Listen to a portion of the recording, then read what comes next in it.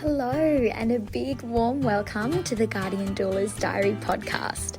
My name is Angela Deuce, or Angie. I'm your host and the founder of Guardian Doula.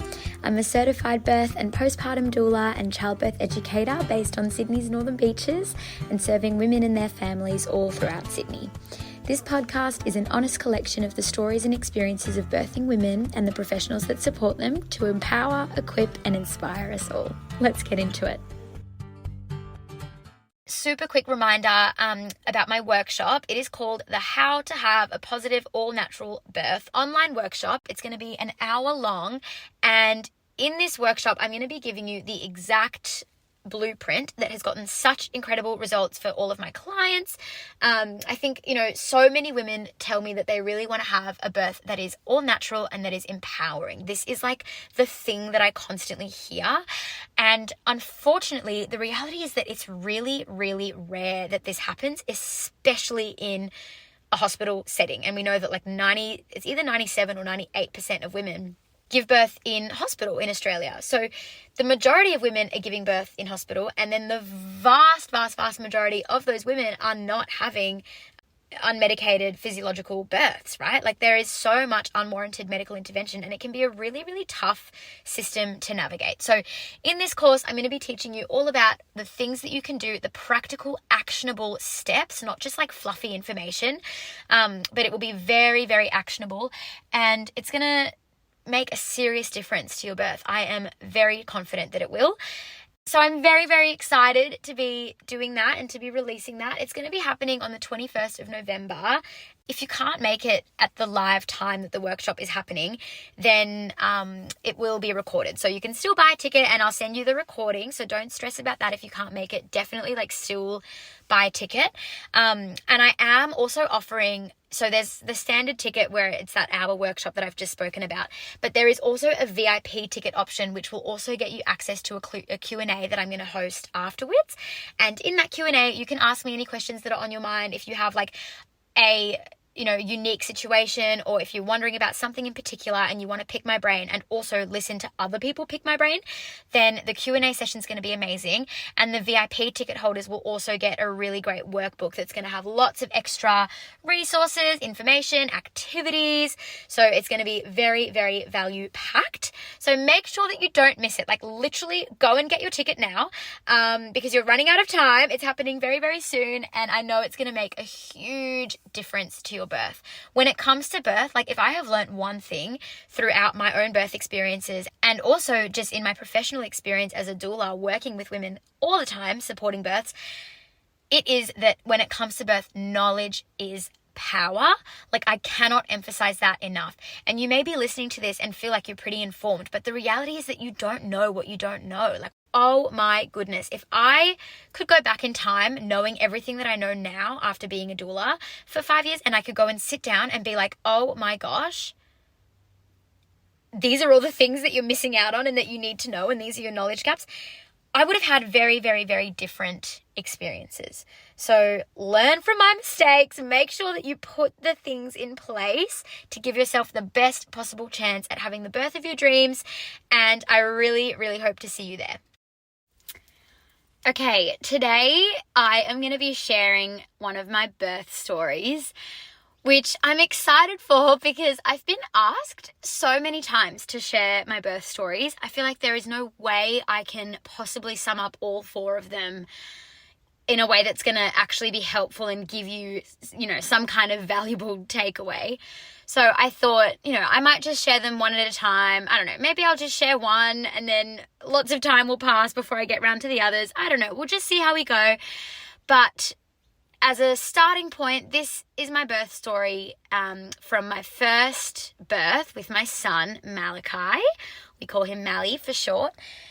I think it's so helpful to share birth stories because it's such a beautiful way to learn from one another, to kind of share our experiences and our learnings and what we took away and what was helpful and what maybe wasn't helpful. And I always say to my clients and to my friends and, just anyone, that when you're listening to birth stories, I think it's super important to just take everything with a little grain of salt, because what was helpful for one person may not necessarily be helpful for another person. And, I think that's obvious, but it is worth just calling out that,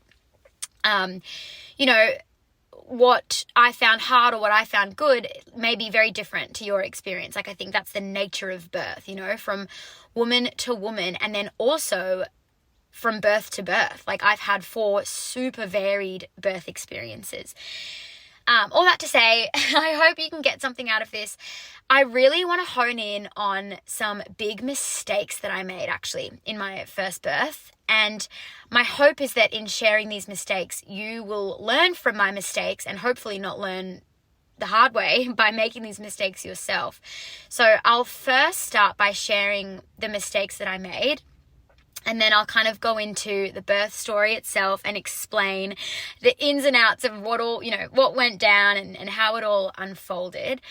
So let's start there. Let's start with the mistakes that I made. There's that saying that hindsight is 20/20, which is so true. And looking back, obviously, I think most women, when they look back on their birth experience the first time around, or even the second time around, like after going on to have multiple kids, it's likely that you look back and you go, oh my gosh, like if only I knew this, or if only I did that.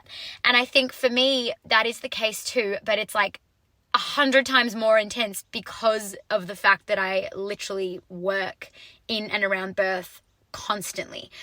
So my pregnancy with my son was when I got started, learning about birth and I started getting into this whole world of birth. It's when I realized how passionate I am about this stuff, and my pregnancy really is what triggered my journey into becoming a doula. So it's really special. And all this to say, like, I think I look back and there is so much that I have learnt now through giving birth 3 other times after my first. So I've had 4 babies. And then, that in addition to all of my experience over the years working with my clients, it's just huge. Like, my knowledge and my understanding now is so, so massive compared to what I had to kind of go off back when I was having my first baby. Like, it's insane. So yeah, I hope that you can get some gold out of this if you're listening and you're a first, second, third, fourth time mum. It doesn't matter. Like, I think there is always something to learn from other people. And so I, for this reason, still love listening to birth stories and continuing to learn and grow and all of those good things. Okay, so as for the mistakes that I made, let's start there. I'm just going to list them out and then I'll kind of unpack them as I tell my story. So mistake number 1 was not hiring a doula. Oh my goodness. I think if I had an experienced doula, like on my birth team, along for the journey, I honestly can say, like, hand on heart, I don't think I would have made any of the other mistakes. And I truly believe that. At the time, I didn't really know what a doula was. So as I said before, like, my real passion for pregnancy and birth was definitely sparked. And that was the start of this journey of learning. And, that's what has led me to where I am now. But it was only shortly after I gave birth that I found out, what a doula was. And straight away then I just was like, okay, I'm going to dive into this and pursue it. But at the time that I was actually having my baby, I had no idea what a doula was. And far out, I wish that I did. So that was mistake number 1. Mistake number 2 was not doing solid birth education. I definitely did a lot of research. I thought that I was super informed, which I hear this all the time. Women are like, oh, I'm really informed, so I don't need a doula. Or I'm really informed, so I don't need to go and do like a really solid birth class.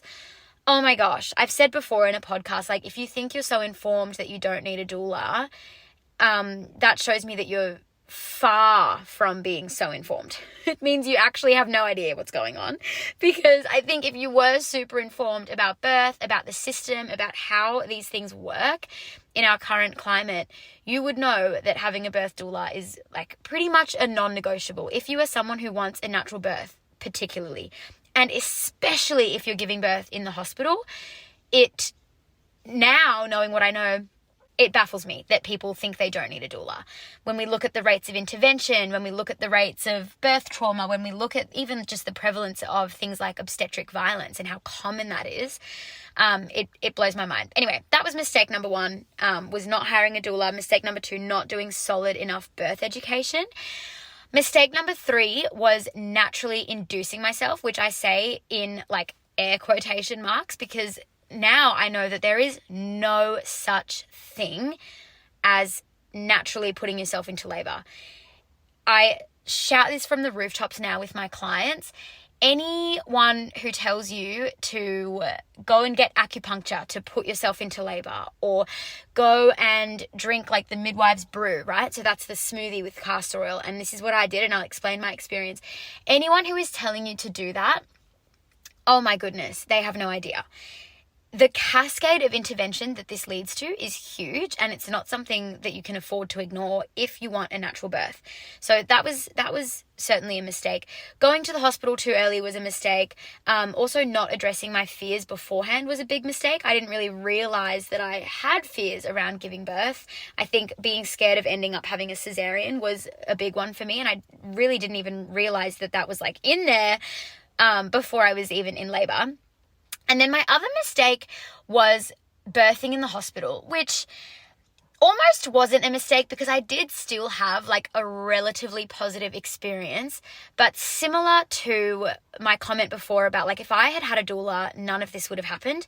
And I also hand on heart can say that if I was birthing in a midwifery care model at home and I had a private midwife and I was planning a home birth, I highly doubt that these things would have happened as well. So I mean, yeah, as I said, hindsight's 2020. I still had like a relatively positive experience. It wasn't super negative. I've had a birth experience that was a little bit like not traumatic, but it was almost traumatic, where I feel like traumatic is too strong of a word, but it certainly wasn't a positive experience. And it was an experience where I felt I did not feel supported at all by the team. My husband was amazing. Everyone else was not. And yeah, I was definitely very stressed throughout the whole experience. It wasn't fun. So yeah, this birth was not like that. It still was empowering. I came out of it being like, oh my gosh, that was really great and how amazing is birth. But there was a lot that happened that could have been avoided had I not made those mistakes that I listed out before. So let's kind of get into the birth story itself. And look, I have hardly really made any notes. I just want this to feel super authentic and very just conversational. I want you to just feel like I'm just telling you this story and you're a friend sitting in front of me and we're having a cup of tea, that kind of thing. So this is going to be very casual. I'm just going to kind of share it as it comes to mind and we'll just see how we go. So bit of context, my pregnancy was, very normal, very healthy. I had no complications whatsoever. I gave birth in the hospital system, as I said, under a midwifery-led care model, but I was not in a continuity of care model. So I had heard of the MGP, which if you're new to all of this, that stands for Midwifery Group Practice, which is essentially a program where you see the same midwife throughout your pregnancy, and then they are on call, not necessarily 24/7 all the time, but they are on call sometimes for you at the end of your pregnancy, and the goal and hope is that you then have that same midwife attend your birth. I did not get into that program. I had heard of the program and I kind of asked about it early on. I was like, oh, is there availability? I've heard it's really great and it sounds nice to have the same midwife. But by the time I asked, the program was full, so I didn't get in, which I didn't really mind at the time. It wasn't an issue. I still felt pretty good and I felt like relatively well supported by my midwives throughout the pregnancy. So that was fine. Then fast forward to being 38 weeks pregnant. So I was over it. I don't know what it was. I think a lot of us feel this way at the end of pregnancy. We get a little bit impatient and we just want to meet our baby. And, that's definitely what the case was for me. So I got to this point where I was like, oh my gosh, I'm over it. And I saw on Instagram or YouTube or wherever it was, I saw all this stuff about how to naturally induce your labor or how to naturally bring on labor. And this is where it all starts to fall apart. So seriously, I cannot emphasize enough how unnecessary this is. Trying to put yourself into labor before your baby is ready is one of the worst ways that you can possibly start your birth experience. And this is true for a number of reasons. I think the biggest reason is because if you're hoping for a natural birth and you do this, prematurely bringing on labor is so likely to lead to a cascade of intervention that could have otherwise been avoided, right? Like, I was completely healthy. I had no complications. Baby was doing amazing. There was no need to try and start getting him out. The only reason that I started doing this was because I just saw it on YouTube. It seemed like a harmless, innocent thing. And so I was like, great, if I can encourage him to come, then let's do it. So, ignorance is bliss until it's not bliss, because you end up having all these issues that could have been avoided. But at the time, my ignorance was bliss. And so there I was, 38 weeks, and I thought, oh my gosh, if I can, quote unquote, naturally bring this baby earthside, then let's do it. And so I did what is called the midwife's brew. The midwife's brew is basically this smoothie that you make. You mix castor oil with a couple of weird ingredients. From memory, I think it's almond butter, lemon verbena tea, and apricot juice. And you make this disgusting smoothie. It tastes absolutely foul. I don't even know how I brought myself to drink it. And the method to the madness is that the castor oil kind of causes stomach irritation. So a lot of the time you end up having really hectic stomach cramps. You have diarrhea, you just cause an upset stomach. And the way that it works, it's so bizarre that this is even a thing. And it's actually bizarrely effective. I think I read that it works 80% of the time, and it will put 80% of the time it will put you into labor within 24 to kind of 48 hours of taking it. So that's pretty hectic. I don't know how true that is. I don't know if there's actually good evidence on it, but that is just what I read. That's what I went off at the time. So I thought, great, 80% effective, let's do it. Little did I know.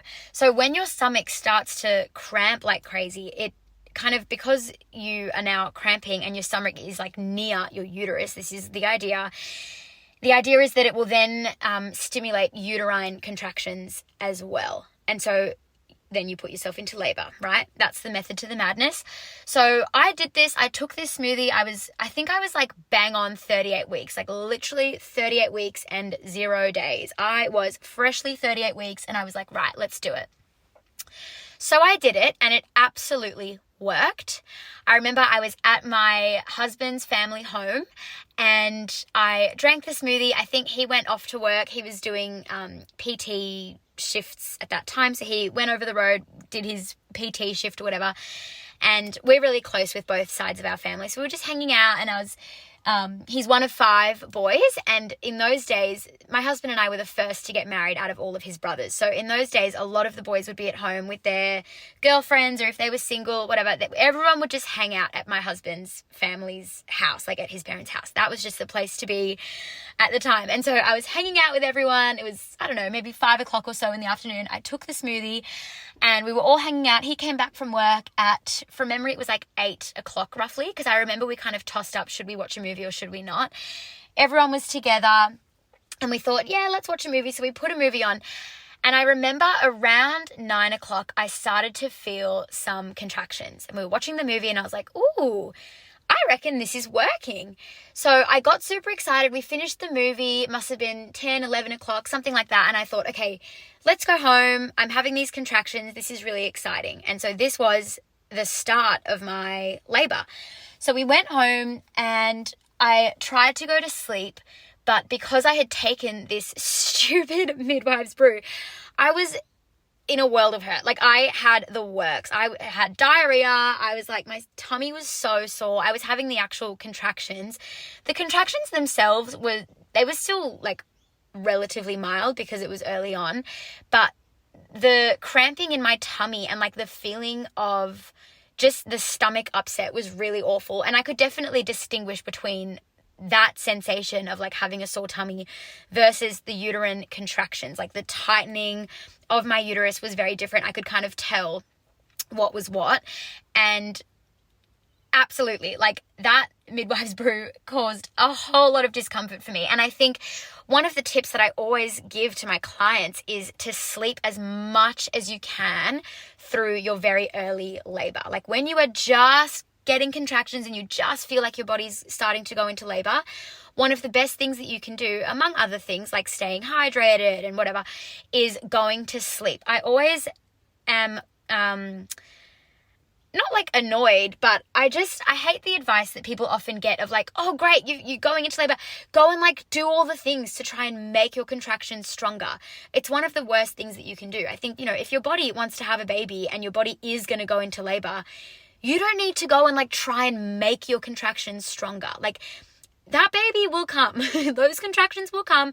The best thing that you can do is go and get lots of energy, so go and have a sleep, go and rest so that you've got your energy for the marathon that is labor. Anyway, I digress. So had I not taken this midwife's brew, the contractions themselves were relatively mild. I probably could have slept that night, which would have served me very, very well. But alas, I didn't know any better. So I was up all night having diarrhea and just awful symptoms. And I didn't really sleep at all that whole night. And then by the morning, I remember it was around 8 o'clock or so, we went into the hospital because I was like, okay, now these contractions have picked up. They're really intense. I think I woke my husband up around maybe like midnight or so. I know he slept for a very short little while. And then I woke him up and I was like, I am in so much pain. And so he was up with me a lot of that night, supporting me. And I was excited at this point. Like, I was in a world of hurt with my diarrhea and whatever, but I was like, this is great. Like, I'm going into labor. This is like happy days. I'm so stoked. And so we went into the hospital around 8 o'clock that morning. So funny actually that I'm recording this tonight, because my little 5-year-old who I'm talking about now, he brought out this little photo that we had printed of the labor, of the birth experience. And it's me on the bed in this moment that I'm about to tell you about. And I've got my little CTG like monitoring straps on. My husband and I take a selfie and we were like, let's take a picture, like this could be our last photo of the bump. How wrong we were. So I went into the hospital with my husband around, that like 8 o'clock mark. And I asked for a cervical exam. And I was devastated. I was 2 centimeters dilated. And I was like, oh my gosh, I've been doing this all night. I'm so tired. I rocked up at the hospital thinking that this was really intense. And I was devastated. I know that I spent a lot of that night like in and out of the shower. I was using my heat packs. I was breathing through these contractions. I was listening to my birth meditations and my, calming music, using all my tools. And I really thought I was going to rock up at the hospital and be told like, oh, you are so close to meeting your baby. You're like 7-8 centimeters. Why don't you hop in the bath and like, let's have our water birth. That's what I was hoping for. I really wanted to have a water birth. But instead, this midwife checked me. She was also really, really rough. Like, for sure, in hindsight, like this cervical exam, my first one, was by far the roughest, most painful one I have ever had. Usually they're not like painful necessarily. They are uncomfortable and they definitely aren't pleasant, but they're not like excruciating. Whereas this one, like, I don't know what this lady was doing, but it was excruciating. And, this lady did the cervical exam. I was like, oh my gosh, ow, ow, ow. I was in so much pain. And I think I, expressed my discomfort. I was like, ow, ow, ow, or whatever, as she was doing it. I was like, oh, and I was trying to be brave, but I found it really, really hard. And she said something to me along the lines of like, oh, honey, if you're struggling this much with one cervical exam and you're struggling this much with the contractions at only 2 centimeters dilated, there is no way you are going to have this baby naturally. Like, you can't do it. If this is your pain threshold, you just can't do it. And that comment just sent me into a spiral. And I think if that was said to one of my clients now, I think I would ask for a different midwife. Then and there, I'd say to my client, do you want me to go and ask for a different midwife? Because that is one of the most unprofessional, unnecessary, and also just like nasty things that you can say to a woman who is trying her best. She's in labor. Like, this was my first time it was just such an awful thing to have said. And she just said it in such like a cold way. She was really dismissive. She was kind of like, oh, go home. Like, this is not even labor. This is nothing. You need to go home. You shouldn't even be here. Like, why did you even come in? And I was so deflated. I remember I just cried and I was so sad and so heartbroken because I was like, oh, I thought I was doing really well.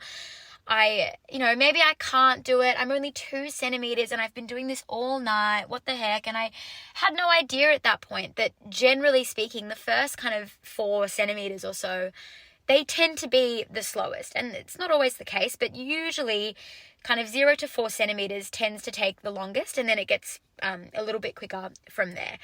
But I didn't know that. So I was like thinking, okay, well, yeah, I've been doing this for, at that point, pretty much 12 hours. So in my head, I was like, well, if it took me 12 hours to only make 2 centimeters worth of progress, then like, what the heck am I in for? Like, maybe I can't do this.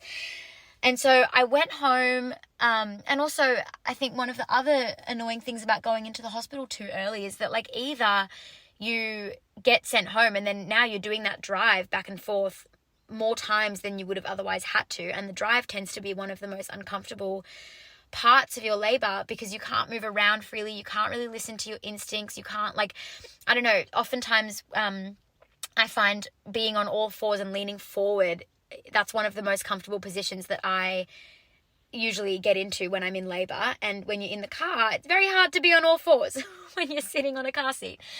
So anyway, I came home and I was like, that sucks that now I have to do that drive again at some point.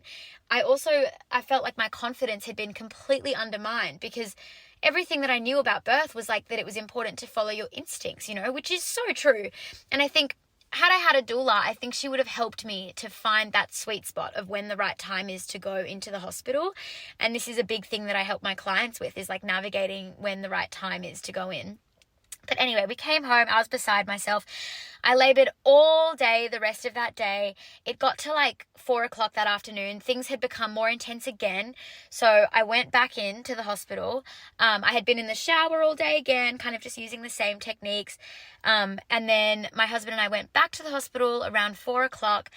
And of course, you have to bear in mind, if you are familiar with generally like what the shift times are at hospitals, oftentimes, the shifts will be like 7 a.m. to 7 p.m. and then there's a 7 p.m. to 7 a.m. So oftentimes the shifts are 12 hours long and the staff switch over at 7 and 7. This is my first time, right? So I have no idea about this. So I go back in, bearing in mind that I was there 8 a.m. that morning and now it's 4 p.m. So the midwife who I saw that morning was still on shift. And so this like awful midwife, maybe she wasn't awful. Maybe she was just having a bad day. Maybe she was tired. Maybe she was going through something really hard in her life. Like, I don't know, And I think sometimes it's hard because we all have bad days sometimes. We all have days where we feel a little bit off or we're a bit grumpy or whatever. But what I find frustrating about this in the context of midwifery or doulas or, birth work, like, yes, it's just another day at work for you, but this is someone's birth. Like, this is one of the most significant life events for this woman. And if you're having a bad day, like, okay, I'm sorry you're having a bad day, but like, this is my birth, And I'm a birth worker too. I have attended births when my newborn baby has been on oxygen in hospital, not in a great way, And if I can put my stuff aside and like show up for the woman in front of me and support her wholeheartedly, then I'm sorry, but like, I don't know, I expect the same of other birth workers. It's not that hard. Like, well, it is hard, but it's not impossible is what I'm trying to say. So I don't know. I feel like I still am a little bit like off this woman and the way that she treated me. I think it was just, I don't know. She didn't handle it well, but whatever. So I show up back at the hospital and of course, so she's still on shift and I can't remember exactly what her comment was, but I remember I saw her again and I was like, oh no, like not her. She's going to be mean again. She's going to be super dismissive and condescending. And I was right. Like she was. She checked me again. She was like, honey, you are 3 centimeters. Like the vibe that I got was like, stop wasting our time. Like this is a waste of our time. Stop coming in. Come back when it's serious. And I was like, oh my goodness, the second time now I have shown up and I'm not even in active labor. like generally speaking, we define active labor. When I say we, I mean like the hospital system. We define active labor as anything from being 4 centimeters dilated onwards, right? So sitting at 3 centimeters, I still wasn't 4 centimeters. And she was like, I mean, you should probably just go home. So I went home again, and I was so deflated. Again, I was like, what is wrong with me? Like, why isn't my body just doing this? And then I ran into my second mistake, which was the not addressing my fears around birth before my labor. So I came home super deflated, and now I'm thinking like, okay, I obviously suck at following my instincts. Birth is too hard for me because I keep thinking that I'm like about to have this baby and I'm nowhere near. And then the other thing that I was worried about was like, what if I end up having a cesarean? Like, what if my body just can't do this? And I think part of where this fear came from was the fact that my mum had cesareans for her babies. My brother and I both were born via cesarean section. And the kind of reason behind that was like, she was told, oh, you know, you're really small. My mum and I are both like relatively, we have a small frame. We're quite petite. And so she was told like, oh, your pelvis is probably just way too narrow. Like, I highly doubt that baby's going to come out naturally. And so she was fed this idea throughout her whole pregnancy, which, another little side note, the condition, the actual like medical condition when a woman's pelvis is way too small for her to birth vaginally is called cephalopelvic disproportion. And that condition is so rare. And the amount of women that are told like, oh, you probably won't be able to have a vaginal birth because your pelvis is just way too narrow. Like, there is a disproportionate amount of women who are told that out in the community, because I hear this all the time. And really, it is so uncommon. The statistic is that it occurs in 1 out of every 250 pregnancies. So if you do the maths, right, that is less than 0.5% chance. But the amount of times that I hear this is like mind-blowing. It's also really hard to diagnose. Anyway, I'm going on a tangent. So this is playing in the back of my mind. Like, I'm like, oh my goodness, is my pelvis too narrow? Is my baby like stuck? Like, is he just not coming low down enough for my cervix to dilate properly? So my mum was told this throughout her pregnancy, like, oh, your pelvis is too narrow. I highly doubt that baby's going to come out. And so she did go into spontaneous labor, but then after hours and hours and hours, she was in labor for so long. I forget exactly how many hours, but it was a very long time, like days.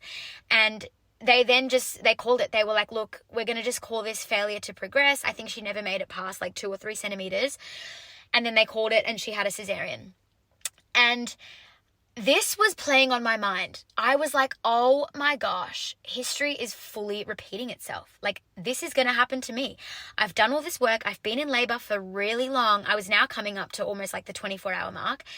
And I was like, it's been 24 hours and I'm at 3 centimeters. Like, what am I going to do? You know? And so I was really scared. And if you know anything about labor, you know that oxytocin, which is the opposite of fear, right? Oxytocin is like your love hormone. It's your happy hormone. It's produced when you're feeling safe. That is when oxytocin production is optimized. And oxytocin is the hormone that is responsible for labor starting and then progressing. But when we introduce adrenaline and cortisol, right, like these fear hormones, we massively limit our oxytocin production. And these hormones are like night and day. It's either night or it's day, right? You can't have oxytocin and adrenaline working at the same time. You're kind of in one gear or the other gear. And so when I went into this like, you know, really scared, panicked state, and I was in this fear, tension, pain cycle, which is another thing that I teach my clients about, your oxytocin production is massively hindered. And so I went into this full-on like fearful place, and I was like saying to my husband, I remember I was in the shower at our old house and I was like, what if I end up having a cesarean? Like, I'm so scared that this is going to happen to me, just like what happened to my mum. And I remember so clearly, he was so beautiful. He was like, Ange, you are not your mum. Like, yes, this has been different to what you hoped for. You've been doing this a long time. It's taking longer than what you hoped for or expected. But you don't know yet. Like, you're jumping to a conclusion here. Let's not jump to conclusions. Why don't we just, get you a heat pack, keep you in the shower. We're going to just keep doing what we're doing. Why don't we just put your birth meditation back on? Like, let's just like settle down, try and hold out for as long as we can before we go back into the hospital. I think at that point we had worked out that the shift change happened at 7 p.m. So he was like, babe, it's going to be a different midwife when we go back in. Like, you're going to be fine. And he kind of brought me out of my crisis of confidence, which is a myth that I hear all the time. There's this myth around when you have your crisis of confidence, a lot of the time women are told like, oh, when you start feeling like you can't do it and you get really scared and overwhelmed, that means you're in transition and you're really close to meeting your baby. There is some truth to that. Like, it's very common that during transition, women will have a crisis of confidence. But it is not true that it always means you're about to meet your baby. It's very, very, very common for women to have multiple moments throughout their labor where they have a crisis of confidence. And that was certainly the case for me. I had multiple times where I was really worried and I was like, oh my gosh, I don't know if I can do this. And then other times where my husband would kind of pull me out and I would be confident again. And then I'd go right back down into my like pit of despair and worry about how long it was taking. But anyway, he pulled me out and I labored at home for, again, like that whole night pretty much. And then we went back in the following morning. I think it was around 11 a.m. And when we went in the following morning, the midwife was a lot nicer. She was much more kind and she was really reassuring and beautiful.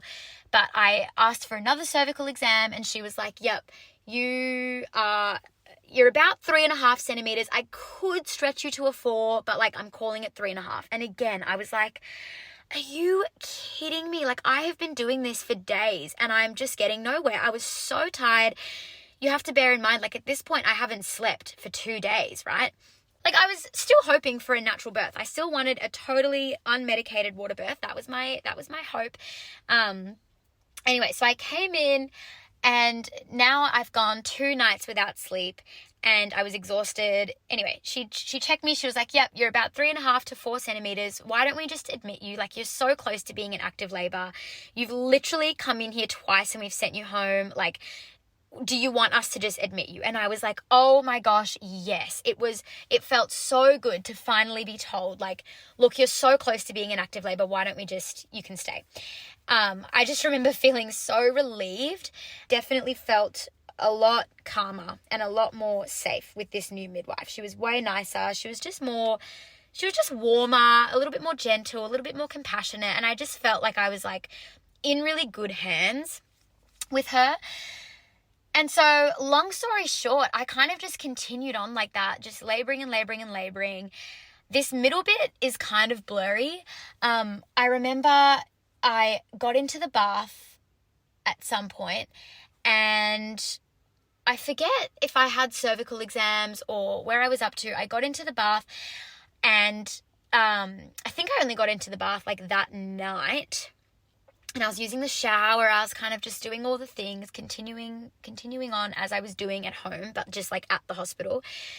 And it got to that evening and I was just falling asleep. It must have been like, I don't know, 5, 6 p.m. or so. And I was falling asleep in the bath in between contractions and my head kept, like as I fell asleep in between contractions, my face kept on like falling into the water. And when they saw me doing that, they were like, look, you're going to have to get out of the bath. Like, you are falling asleep. You're so tired. You're coming into now your 3rd night of labor. And it's dangerous. You're going to drown. Like, my husband kept on catching my face. And they were like, look, this is not safe.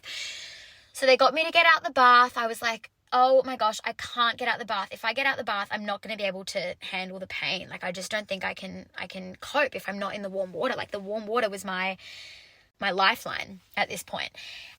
And now this next bit is a little bit blurry, this kind of middle part. I remember very clearly when I was falling asleep in the bath and they were like, this is dangerous. You have to hop out if you're going to be falling asleep. And I was like, no, I'll stay awake, promise. And I was trying so hard to stay awake. But every time that contraction finished, I would just fall asleep and like almost drown. So they were like, no, like out you get. So I got out the bath and I was like, I can't do this. Like, I need the warm water for the pain relief.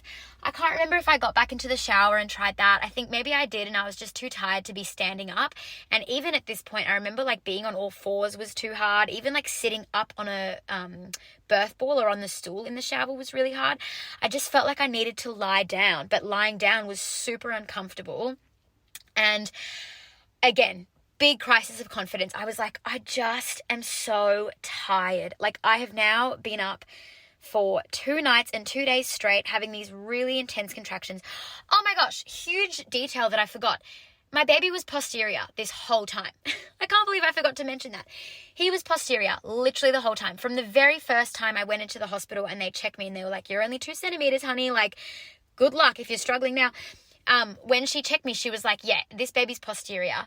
And we tried all the things. And I think honestly, like, again, had I had an experienced doula who was really, really good at all of the OMP techniques, all of the spinning babies, like if I had someone who was just on my team dedicated to turning this baby and like helping me work this out, I think I would have had a very different experience. Sometimes it can be common that if the baby is posterior, labor can be like very significantly prolonged. And there's a few reasons for that.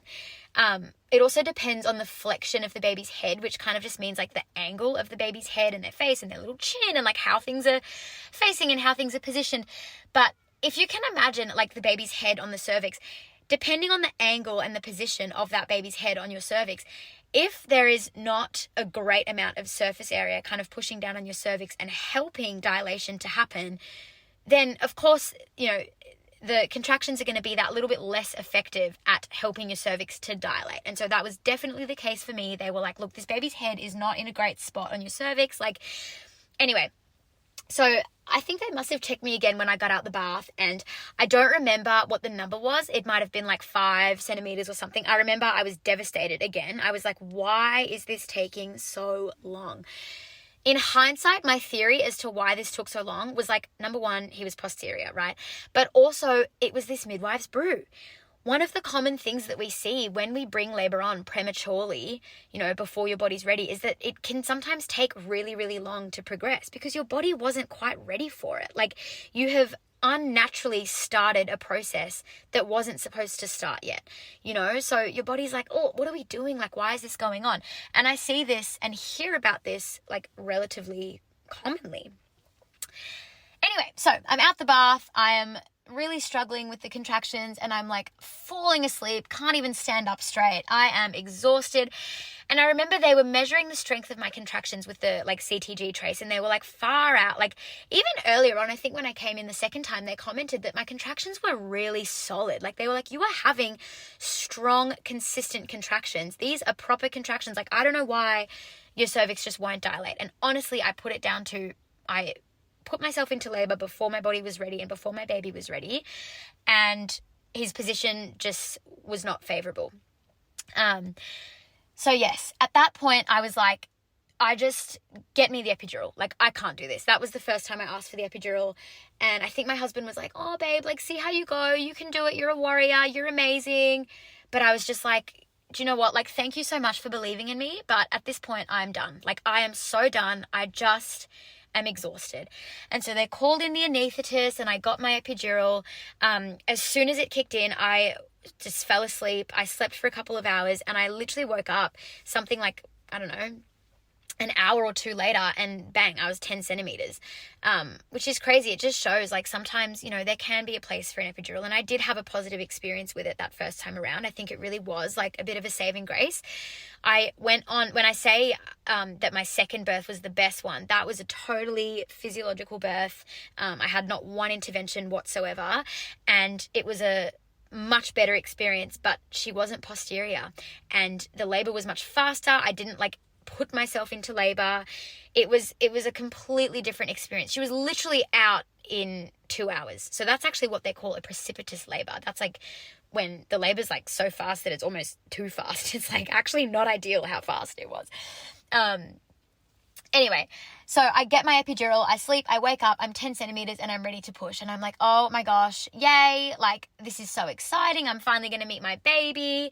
I think at this point it was, probably like 7 or 8 o'clock at night. I don't know.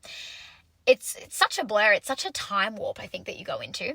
Anyway, I started pushing. I was on my back, classic, and pushing was hard. In hindsight, like, you know, after going on to have births where I had no interventions and was completely unmedicated, I really can compare my experiences, and I know that pushing with an epidural and on my back was definitely much harder the first time. Like, oh my gosh, pushing, like the next times, pushing was so much easier because I could feel what my body was trying to do. It was just a whole nother ball game.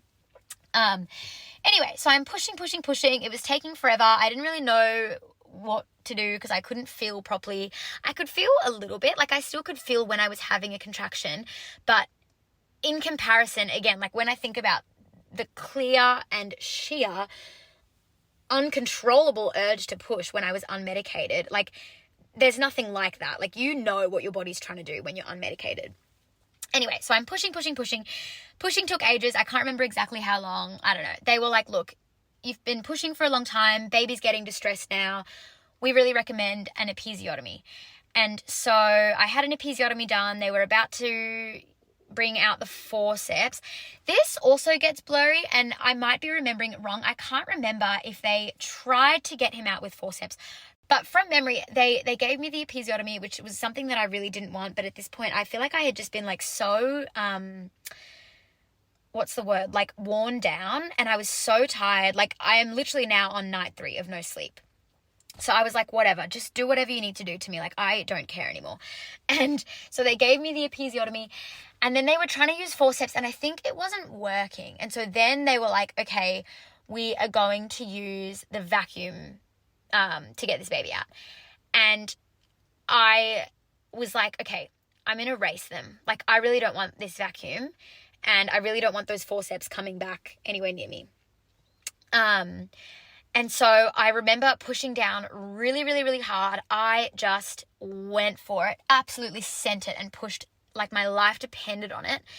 And I did it. I got him out before they could come at me with those forceps. But I remember racing them, and I did it. I pushed him out, and he came out. And because I went for it like that, I had like relatively significant tearing.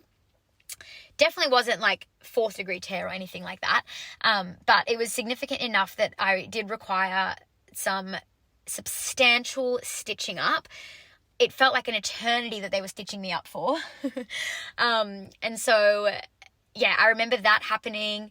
And then I remember they put him on my chest, and like, oh my gosh, it felt like everything was right in the world. I was so relieved. I was so happy. I remember he took a really long time to cry, which made me panic a little bit. And there's actually a video of him coming out. I should see if I can find it and post it when I share that this podcast episode is up. But in the video, I'm like crying, and I'm like, oh, like, hello, I love you. And I'm talking to him, and I'm so happy. And they put him on my chest. And then I'm like, why isn't he crying? And I start panicking. And the team that actually were in the room when he came out, they were beautiful. They were so lovely, so amazing. I remember the name of the midwife. Her name was Bronte. I don't know if she still works at the hospital. I haven't seen her there since when I have been back to have my other babies and when I've been back with my clients. But yeah, she was amazing. Anyway, baby came out. He was fine. He didn't cry for a bit, but he was okay. He was just a little bit stunned. And yeah, that was that. Like, I went on to have a really, really tough recovery. Again, when I compare it to my experiences where I was unmedicated, it was just like ridiculously so much harder, like so much harder. But at the time, I think because I didn't really know any different, I was like, oh, like, this is fine. This is okay. I just had to kind of keep up with my Panadol and my Nurofen for a couple of days. And, you know, I was like on the ice packs. I'd put ice packs in my undies to help with the stitches. And the recovery, it was hard, but it wasn't that bad. Like, I don't know. It was hard. It wasn't great, but it wasn't terrible. I don't feel traumatized by it. But then what happened was that my stitches ended up getting infected.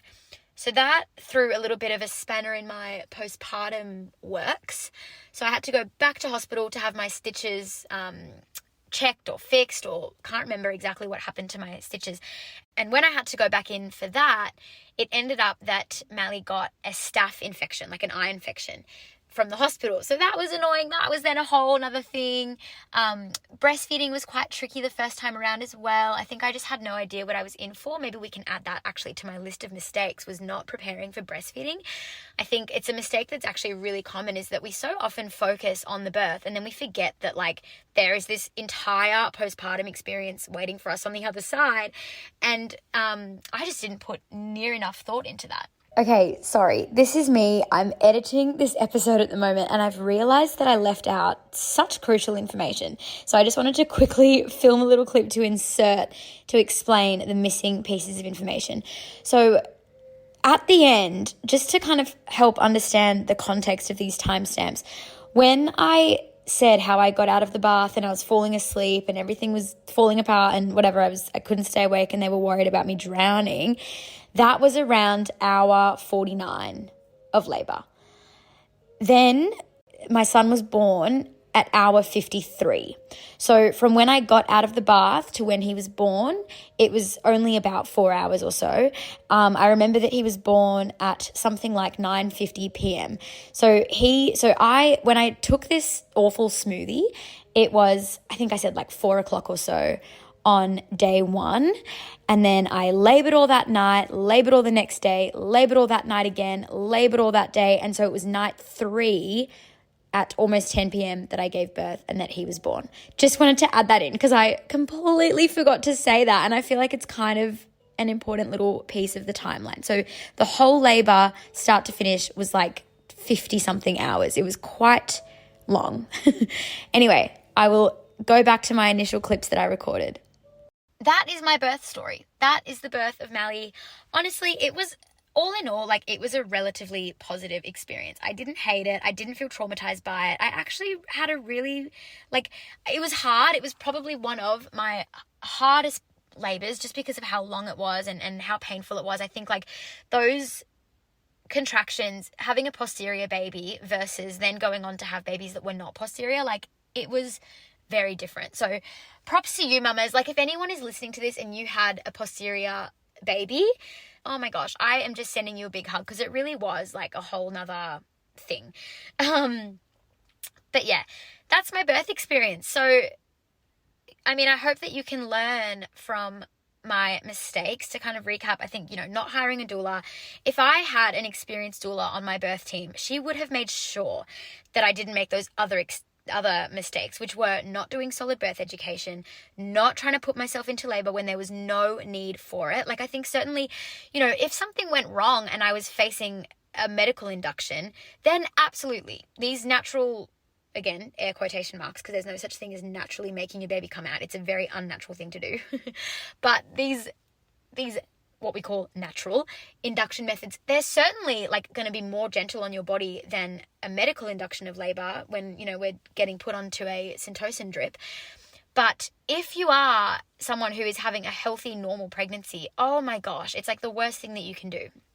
Such a bad idea. And I think had I had a doula, she would have been like, oh my goodness, don't do that. Going into hospital too early, big mistake. I did that multiple times and it was so deflating, so sad, so like, it was an emotional thing to recover from every single time.